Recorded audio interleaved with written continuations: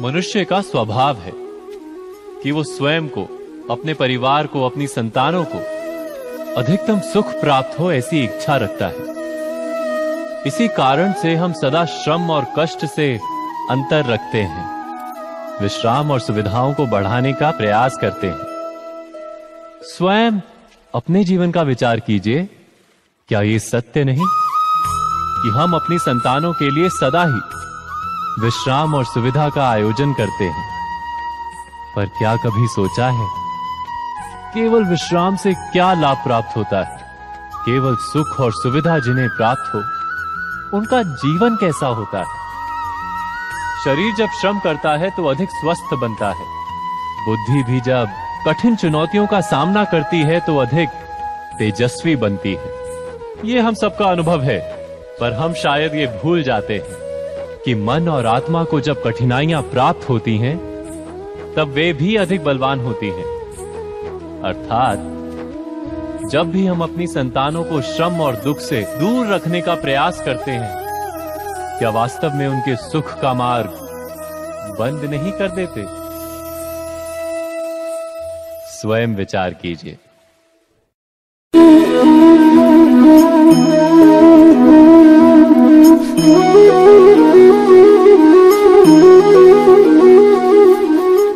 संतानों के भविष्य को सुख से भरने का प्रयत्न करना, यही हर माता पिता का प्रथम कर्तव्य होता है, जिन्हें आप इस संसार में लाए और जिनके कर्मों से ये जगत आपका भी परिचय पाएगा भविष्य में। उनके भविष्य के सुख की योजना करने से अधिक महत्व और हो भी क्या सकता है? किंतु सुख और सुरक्षा, क्या ये मनुष्य के कर्मों से प्राप्त नहीं होते?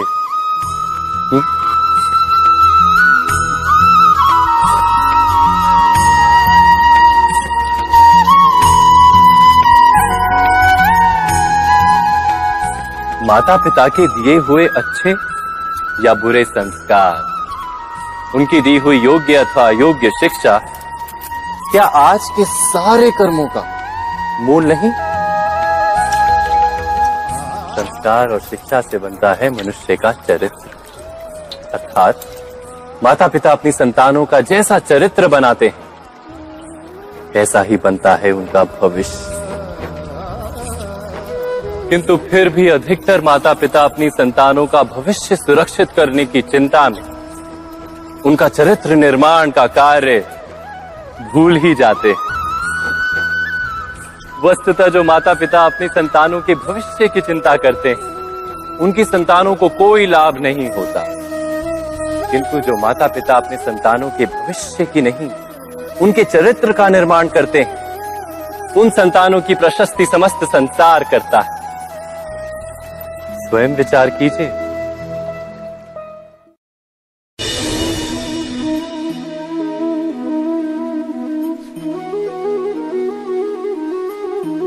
एक ही गुरु के पास शिक्षा प्राप्त करने वाले सारे शिष्य एक समान विद्या प्राप्त नहीं कर पाते। सारे शिष्य गुरु की बातें सुनते हुए अवश्य दिखाई देते हैं, उनकी पूजा करते हुए दिखाई देते हैं, किंतु एक समान विद्या प्राप्त नहीं कर पाते।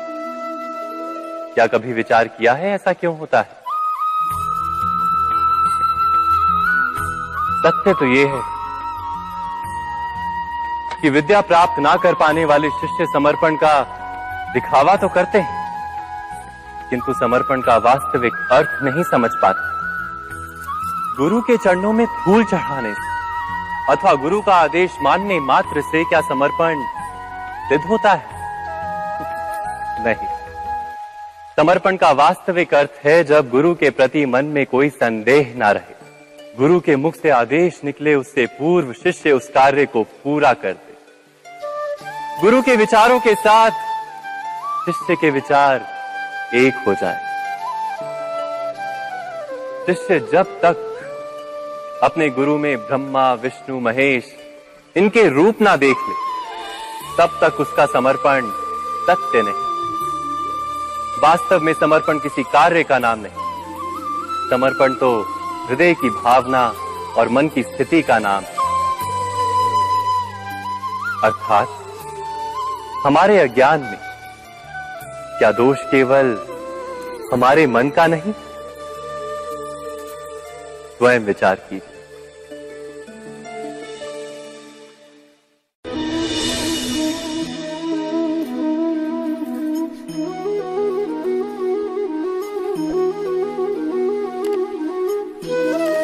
ज्ञान प्राप्ति सदा ही समर्पण से होती है, ये हम सब जानते हैं। किंतु समर्पण का वास्तविक महत्व क्या है? क्या हमने कभी विचार किया? मनुष्य का मन सदा ही ज्ञान प्राप्ति में विभिन्न बाधाओं को उत्पन्न करता है। कभी किसी अन्य विद्यार्थी से ईर्ष्या हो जाती है, कभी पढ़ाए हुए पाठों पर संदेह जन्मता है और कभी गुरु द्वारा दिया गया दंड मन को अहंकार से भर देता है। नहीं, क्या ऐसा नहीं होता? न जाने कैसे कैसे विचार मन को भटकाते हैं और मन की इसी अयोग्य स्थिति के कारण हम ज्ञान प्राप्त नहीं कर पाते। मन की योग्य स्थिति केवल समर्पण से निर्मित होती है। समर्पण मनुष्य के अहंकार का नाश करता है। ईर्ष्या, महत्वाकांक्षा आदि भावनाओं को दूर कर हृदय को शांत करता है और मन को एकाग्र करता है। वास्तव में ईश्वर की सृष्टि में ना ज्ञान की मर्यादा है, ना ज्ञानियों की। गुरु दत्तात्रेय ने तो गाय और श्वान से भी ज्ञान प्राप्त कर लिया था। अर्थात विषय ब्रह्म ज्ञान का हो या जीवन के ज्ञान का या गुरुकुल में प्राप्त होने वाले ज्ञान का, उसकी प्राप्ति के लिए गुरु से अधिक महत्व है उस गुरु के प्रति हमारा समर्पण। क्या ये सत्य नहीं? स्वयं विचार कीजिए।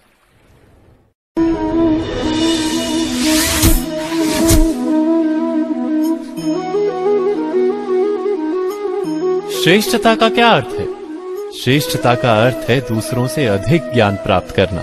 अर्थात मूल्य इस बात का नहीं कि स्वयं कितना ज्ञान प्राप्त किया, मूल्य इस बात का है कि प्राप्त किया हुआ ज्ञान अन्य लोगों से कितना अधिक है।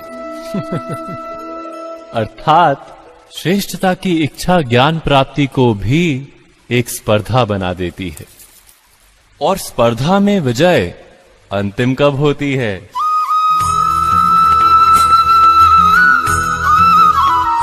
कुछ समय के लिए तो श्रेष्ठ बना जा सकता है, किंतु सदा के लिए कोई श्रेष्ठ नहीं रह पाता। फिर वही असंतोष, पीड़ा और संघर्ष जन्म लेता है।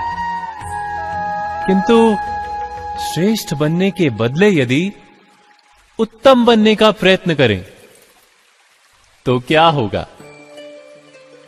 उत्तम का अर्थ है कि जितना प्राप्त करने योग्य है वो सब प्राप्त करना, किसी से अधिक पाने की इच्छा से नहीं, मात्र आत्मा की तृप्ति हेतु कुछ प्राप्त करना। उत्तम के मार्ग पर किसी अन्य से स्पर्धा नहीं होती, स्वयं अपने आप से स्पर्धा होती है। अर्थात उत्तम बनने का प्रयत्न करने वाले को देर अबेर सारा ज्ञान प्राप्त हो जाता है। बिना प्रयत्न के ही वो श्रेष्ठ बन जाता है। किंतु जो श्रेष्ठ बनने का प्रयत्न करता है वो श्रेष्ठ बने या ना बने, उत्तम कभी नहीं बन पाता।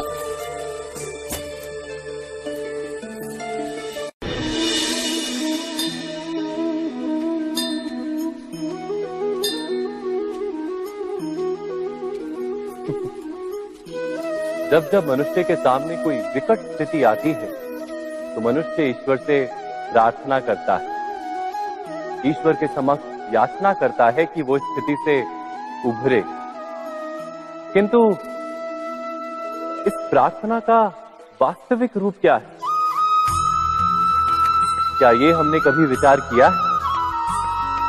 प्रार्थना का अर्थ है अपनी सारी आशंकाएं, सारी चिंताएं, सारे संकल्प विकल्प, अपनी सारी योजनाएं ईश्वर के चरणों पर रख देना।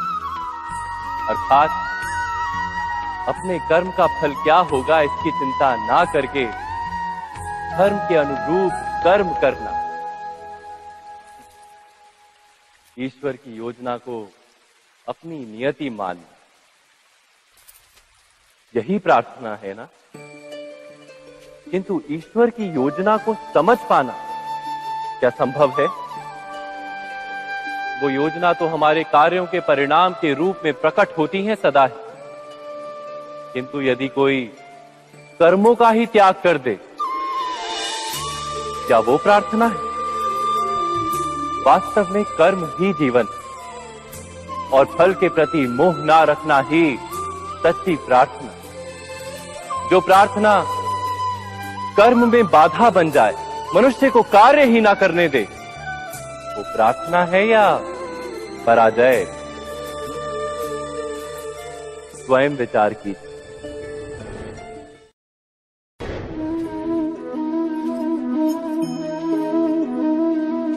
मनुष्य के जीवन का चालक है भय। मनुष्य सदा ही भय का कारण ढूंढ लेता है। जीवन में जिन मार्गों का हम चुनाव करते हैं, वो चुनाव भी हम भय के कारण ही लेते हैं। किंतु क्या ये भय वास्तविक होता है? विचार कीजिए।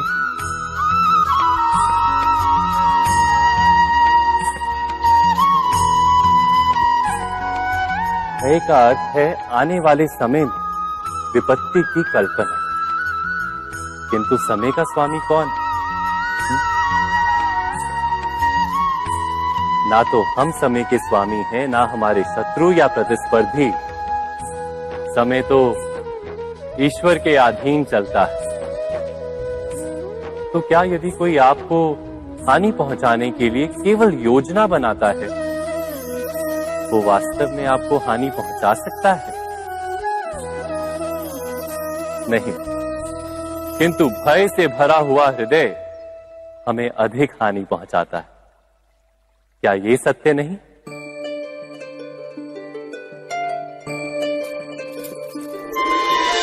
विपत्ति के समय भयभीत हृदय अयोग्य निर्णय करता है और विपत्ति को अधिक पीड़ादायक बनाता है। किंतु विश्वास से भरा हृदय विपत्ति के समय को भी सरलता से पार कर जाता है। अर्थात जिस कारण से मनुष्य हृदय में भय को स्थान देता है, भय ठीक उससे विपरीत कार्य करता है। क्या ये सत्य नहीं? स्वयं विचार कीजिए।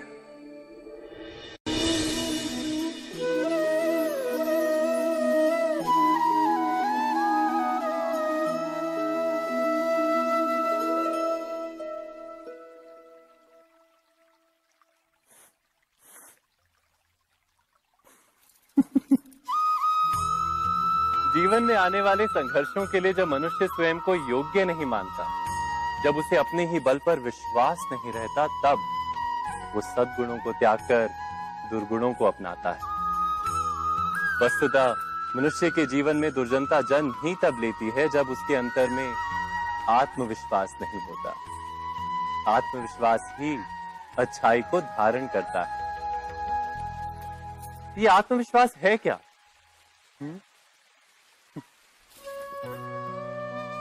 जब मनुष्य ये मानता है कि जीवन का संघर्ष उसे दुर्बल बनाता है, तो उसे अपने ऊपर विश्वास नहीं रहता। वो संघर्ष के पार जाने के बदले संघर्ष से छूटने के उपाय ढूंढने लगता है। किंतु जब वो ये समझता है कि ये संघर्ष उसे अधिक शक्तिशाली बनाते हैं, ठीक जैसे व्यायाम करने से देह की शक्ति बढ़ती, तो प्रत्येक संघर्ष के साथ उसका उत्साह बढ़ता है। अर्थात आत्मविश्वास और कुछ भी नहीं, मन की स्थिति, जीवन को देखने का दृष्टिकोण मात्र है। और जीवन का दृष्टिकोण तो मनुष्य के अपने वश में होता है। स्वयं विचार कीजिए।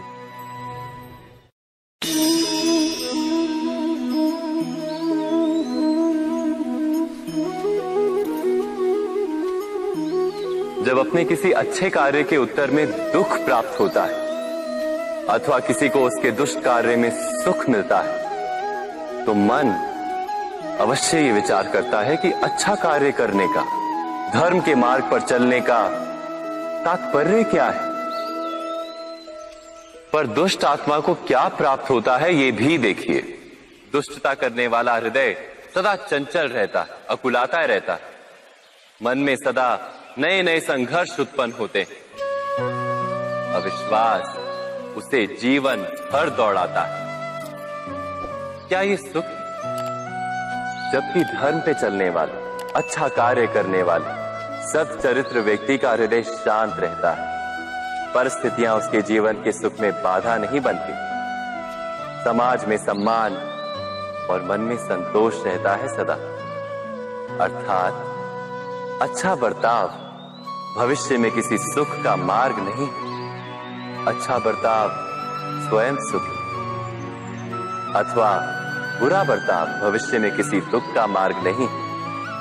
अधर्म उसी क्षण दुख उत्पन्न करता है। धर्म से सुख नहीं, धर्म स्वयं सुख।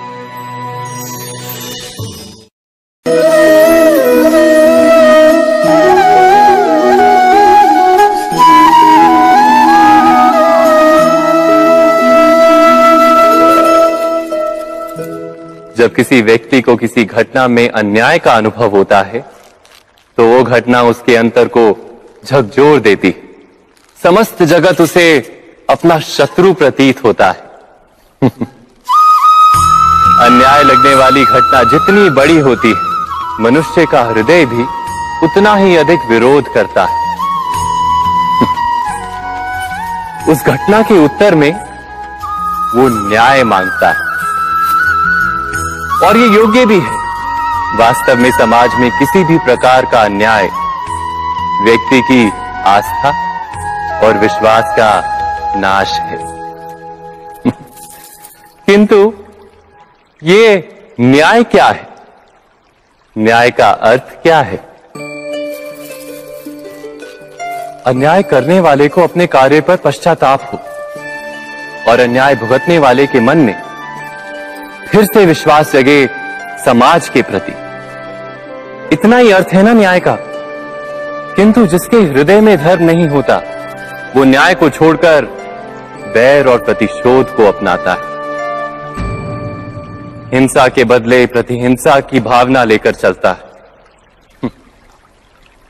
स्वयं भोगी हुई पीड़ा से कहीं अधिक पीड़ा देने का प्रयत्न करता है, और इस मार्ग पर चलते अन्याय को भुगतने वाला स्वयं अन्याय करने लगता है। शीघ्र ही वो अपराधी बन जाता है। अर्थात न्याय और प्रतिशोध के बीच बहुत कम अंतर होता है, और इसी अंतर का नाम है धर्म। क्या ये सत्य नहीं? स्वयं विचार कीजिए। व्यक्ति को जब उसके अपराध का दंड मिलता है, तब कभी कभी उस न्याय को देखकर मन कचोटता है। प्रश्न उठता है हृदय में कि जब वो अपराध हुआ था तब व्यक्ति भिन्न था। उसके पश्चात उसने इतने पश्चाताप किए, स्वयं में इतना परिवर्तन किया, फिर उसे दंड क्यों मिले?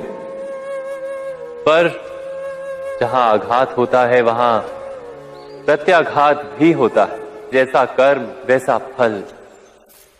यदि किसी को प्रेम दोगे तो सुख प्राप्त होगा, यदि किसी की हत्या करोगे तो मृत्यु दंड मिलेगा। जैसा कार्य वैसा ही न्याय। तो फिर प्रायश्चित और पश्चाताप का कोई मूल्य नहीं है? अवश्य है मूल्य।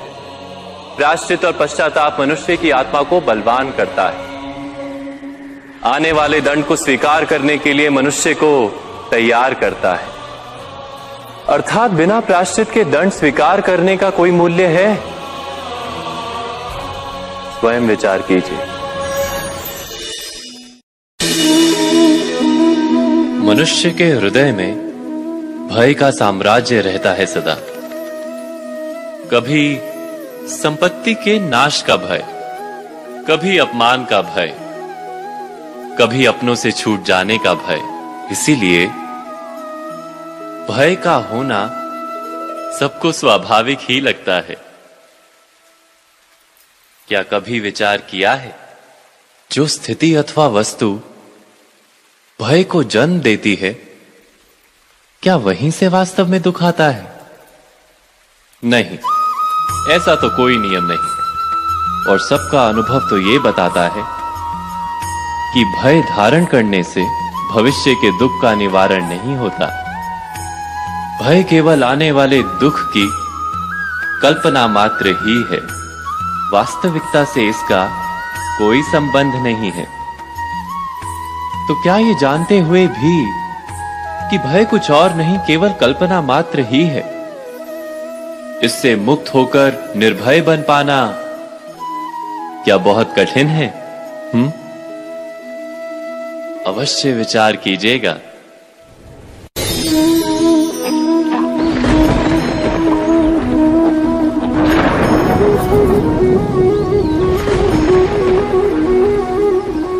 सपनों और पूर्वाभासों के आधार पर हम भविष्य के सुख दुख की कल्पना करते हैं।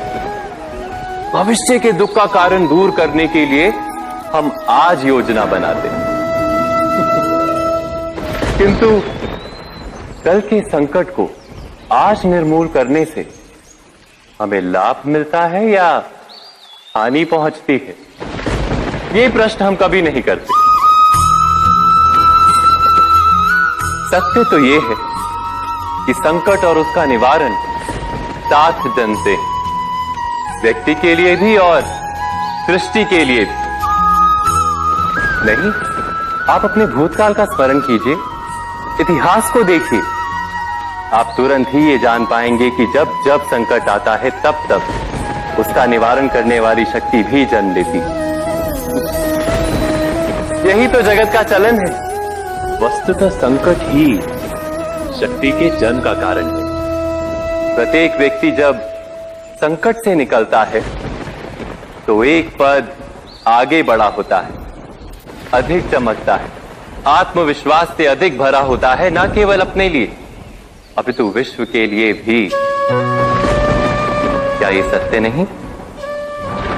वास्तव में संकट का जन्म है एक अवसर का जन्म, अपने आप को बदलने का अवसर, अपने विचारों को ऊंचाई पर करने का अवसर, अपनी आत्मा को बलवान और ज्ञान मंडित बनाने का अवसर। जो ये कर पाता है उसे कोई संकट नहीं होता, किंतु जो ये नहीं कर पाता वो तो स्वयं एक संकट है विश्व के लिए। विचार कीजिए।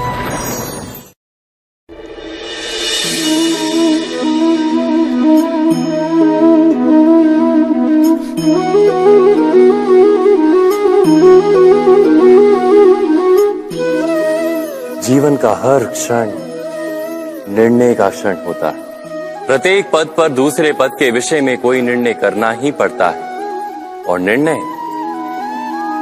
निर्णय अपना प्रभाव छोड़ जाता है। आज किए गए निर्णय भविष्य में सुख अथवा दुख निर्मित करते हैं, ना केवल अपने लिए, अपने परिवार के लिए भी, आने वाली पीढ़ियों के लिए भी।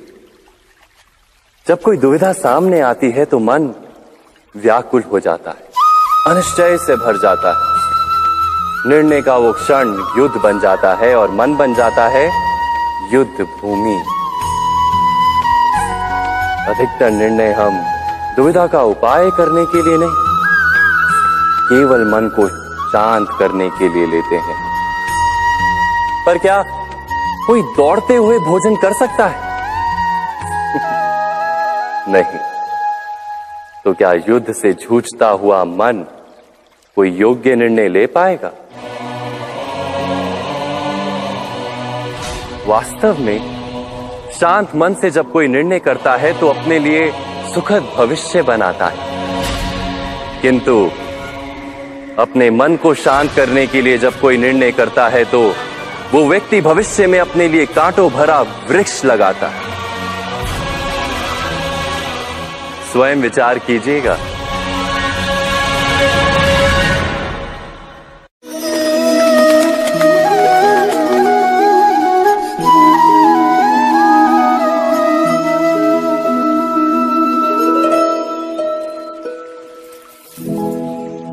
निर्णय के क्षण में हम सदा ही किसी अन्य के सुझाव सूचना, मंत्रणा या परामर्श को आधार बनाते हैं और हमारे भविष्य का आधार हमारे आज लिए गए निर्णय के ऊपर होता है। तो क्या हमारा भविष्य किसी अन्य के परामर्श, किसी अन्य के सुझाव का फल है? क्या हमारा संपूर्ण जीवन किसी अन्य की बुद्धि का परिणाम? क्या हमने कभी विचार किया है? सबका अनुभव है कि भिन्न भिन्न लोग एक ही स्थिति में भिन्न भिन्न परामर्श देते हैं। मंदिर में खड़ा भक्त कहता है कि दान करना चाहिए और चोर कहता है यदि अवसर मिले तो इस मूर्ति के श्रृंगार चुरा। धर्म से भरा हृदय धर्ममय सुझाव देता है और अधर्म से भरा हृदय अधर्म का परामर्श देता है।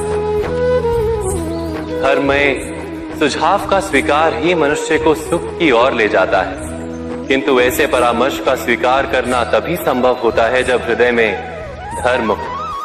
अर्थात किसी का सुझाव अथवा परामर्श स्वीकार करने से पूर्व स्वयं अपने हृदय में धर्म को स्थापित करना क्या आवश्यक नहीं? स्वयं विचार कीजिए।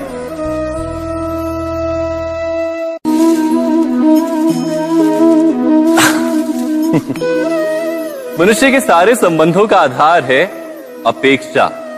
पति कैसा हो जो मेरा जीवन सुख और सुविधा से भर दे? पत्नी कैसी हो जो सदैव मेरे प्रति समर्पित रहे? संतान कैसी हो जो मेरी सेवा करे, मेरा आदेश माने?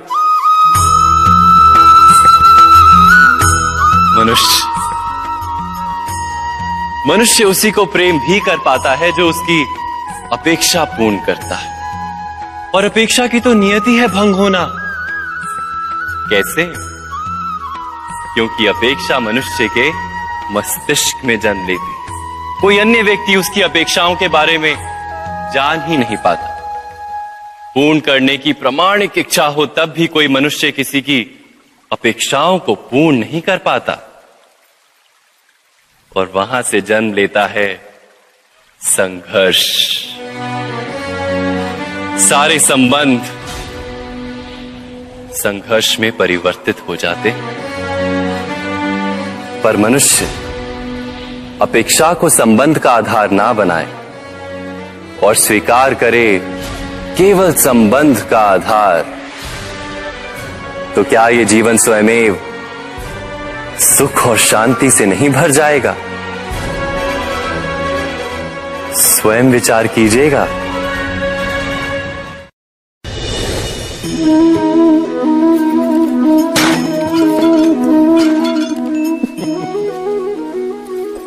कभी कभी कोई घटना मनुष्य के जीवन की सारी योजनाओं को तोड़ देती और मनुष्य उस आघात को अपने जीवन का केंद्र मान लेता। पर क्या भविष्य मनुष्य की योजनाओं के आधार पर निर्मित होते हैं? नहीं। जिस प्रकार किसी ऊंचे पर्वत पर सर्वप्रथम चढ़ने वाला उस पर्वत की तलाई में बैठकर जो योजना बनाता है, क्या वही योजना उसे उस पर्वत की चोटी तक पहुंचाती है? नहीं। वास्तव में वो जैसे जैसे ऊपर चढ़ता है वैसे वैसे उसे नई नई चुनौतियां, नई नई विडंबनाएं, नए नए अवरोध मिलते हैं। प्रत्येक पद पर वो अपने अगले पद का निर्णय करता है। प्रत्येक पद पर उसे अपनी योजनाओं को बदलना पड़ता है। कहीं पुरानी योजना उसे खाई में ना ढकेल दे। वो पर्वत को अपने योग्य नहीं बना पाता, केवल स्वयं को पर्वत के योग्य बना सकता है। क्या जीवन के साथ भी ऐसा ही नहीं? जब मनुष्य जीवन में किसी एक चुनौती को, एक अवरोध को अपने जीवन का केंद्र मान लेता है, अपने जीवन की गति को ही रोक देता है, तो वो अपने जीवन में सफल नहीं बन पाता और ना ही सुख और शांति प्राप्त कर पाता। अर्थात जीवन को अपने योग्य बनाने के बदले स्वयं अपने को जीवन के योग्य बनाना ही सफलता और सुख का एकमात्र मार्ग नहीं। स्वयं विचार कीजिए।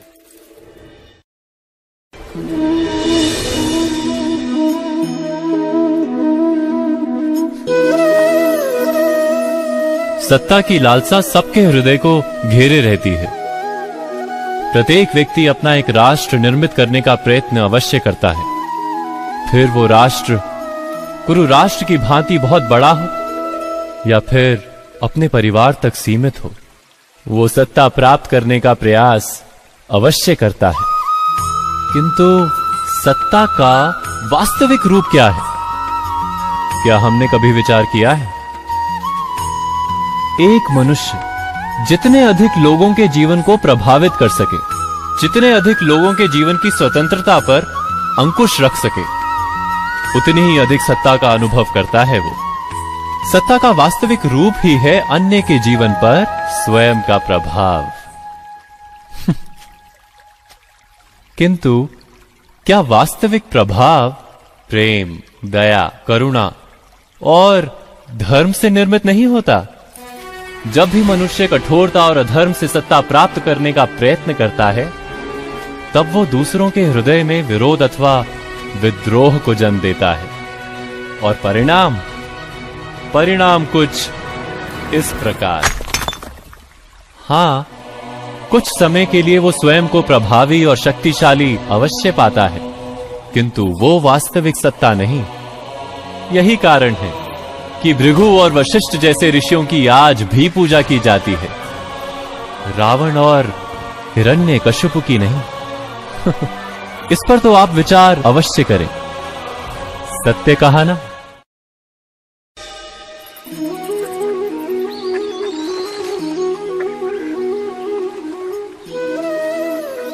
समय के आरंभ से ही मनुष्य को एक प्रश्न सदा पीड़ा देता है कि वो अपने संबंधों में अधिकतम सुख और कम से कम दुख किस प्रकार प्राप्त कर सकता है। क्या आपके सारे संबंधों ने आपको संपूर्ण संतोष दिया है? विचार कीजिए। हमारा जीवन संबंधों पर आधारित है, हमारी सुरक्षा संबंधों पर आधारित है।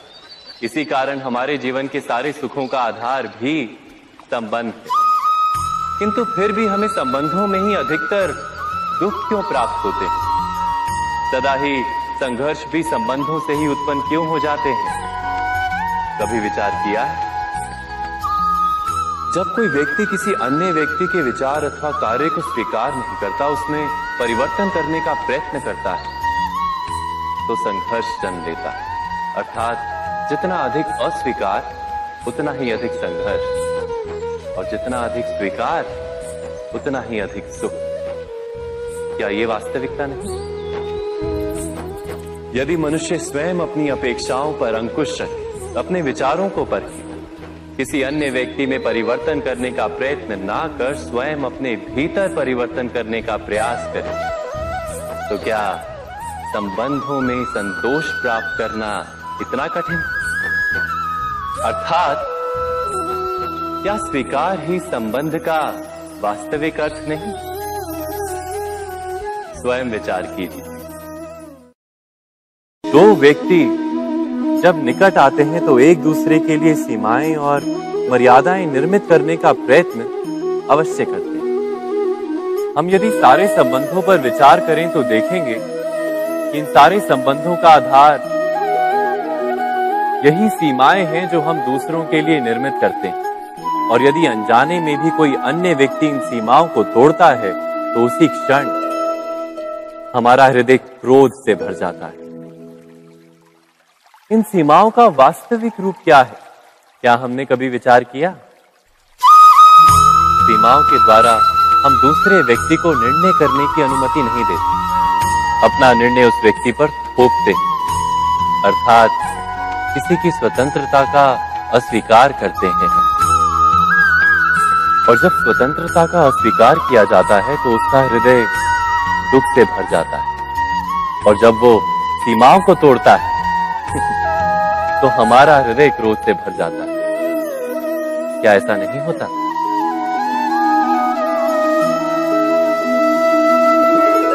पर यदि एक दूसरे की स्वतंत्रता का सम्मान किया जाए तो किसी मर्यादाओं या सीमाओं की आवश्यकता ही नहीं होती।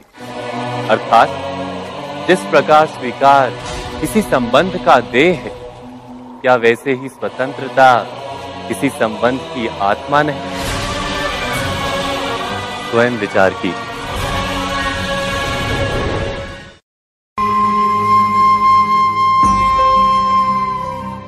प्रत्येक मनुष्य के जीवन में ऐसा क्षण अवश्य आता है जब सारे स्वप्न, सारी आशाएं, सारे दृश्य ध्वस्त हो जाते हैं।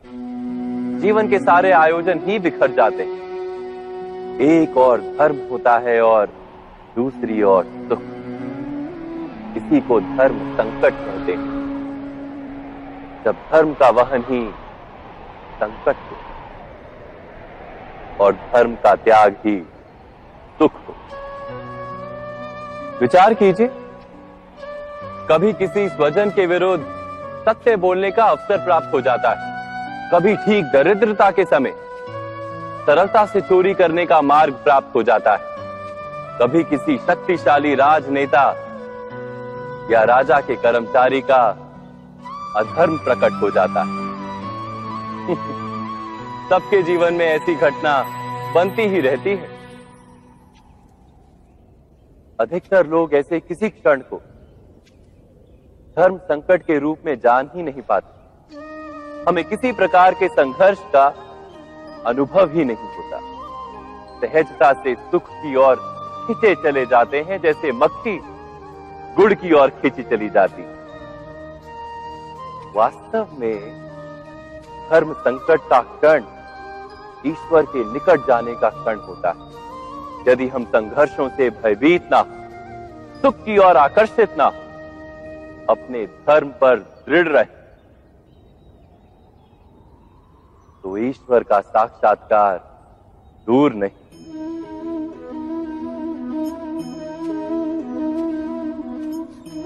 पवन से युद्ध करने वाला पत्ता यदि पेड़ से गिरता है तो भी आकाश की ओर उठता है। पवन से झुकने वाली घास वहीं भूमि पर रह जाती। अर्थात धर्म संकट से यदि हम संकट को ही टाल दें तो सुख तो मिलता है, जीवन बढ़ता है, किंतु क्या चरित्र नहीं टूटता? क्या आत्मा दरिद्र नहीं हो जाती? क्या ईश्वर से अंतर नहीं हो जाता? स्वयं विचार कीजिए। जब भी किसी की आशा और इच्छा भंग होती है तो उसका हृदय क्रोध से भर जाता है। जिस व्यक्ति को वो अपना अपराधी समझता है उसे दंड देने का प्रयत्न करता है। पर क्या हमारी इच्छा या आशा का भंग होना क्या सदा ही किसी का अपराध होता है? इच्छाओं के अपूर्ण रहने के तो कई कारण हो सकते हैं। कुछ तो संजोग के कारण अधूरी रह जाती हैं और कुछ नियति के कारण। और कभी कभी इच्छाओं का स्वरूप ही ऐसा होता है कि वो पूर्ण नहीं हो पाती। बिना परिस्थिति पर विचार किए किसी को अपराधी मान लेना न्याय नहीं, प्रतिशोध है। न्याय का आधार तो दया है, करुणा है, और प्रतिशोध का आधार क्रोध, अहंकार। अर्थात हृदय में करुणा धारण किए बिना किसी के अपराध के विषय में विचार करना, किसी को दंड देना, क्या अपने आप में ही अन्याय नहीं? स्वयं विचार कीजिए।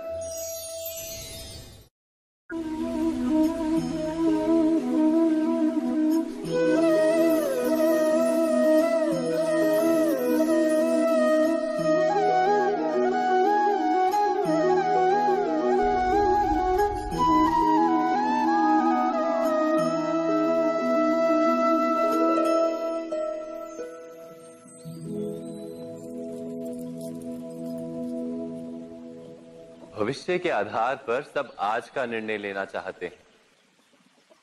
भविष्य में सुख मिले, भविष्य सुरक्षित हो, ऐसे निर्णय आज लेने का प्रयत्न रहता है सबका।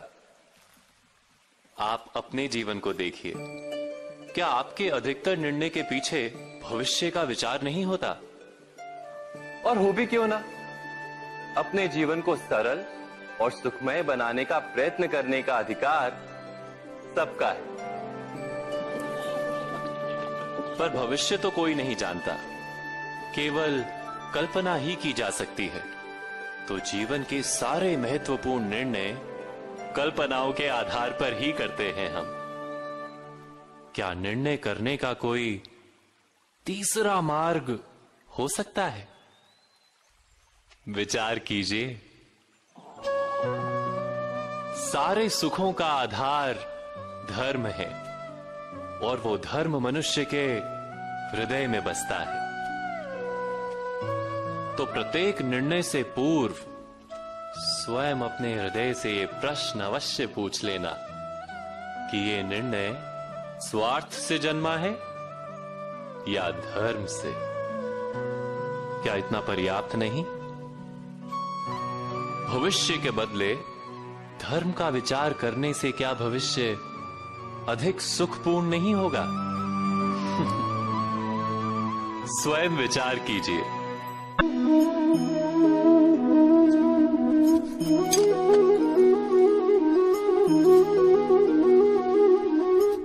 भविष्य का दूसरा नाम है संघर्ष।